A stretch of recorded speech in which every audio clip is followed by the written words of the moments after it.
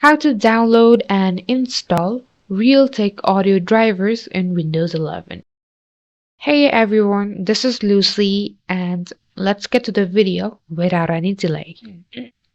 So first you need to go to your preferred browser and go to this link. I will provide you a link in the description below for easy access.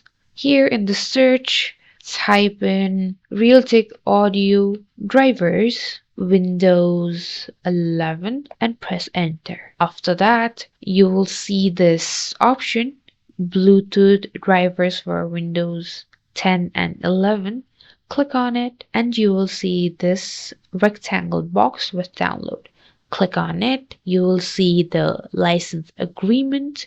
Just click on I accept and the download will automatically start. Now, after your download has been completed, go to File Explorer by pressing the Windows plus E key in your keyboard, and now go to the location where your driver has been downloaded. So after that, you need to click on it, and after that just click on the next button in your window and click on the check icon here and click on next again. So after here you just need to click on complete and install.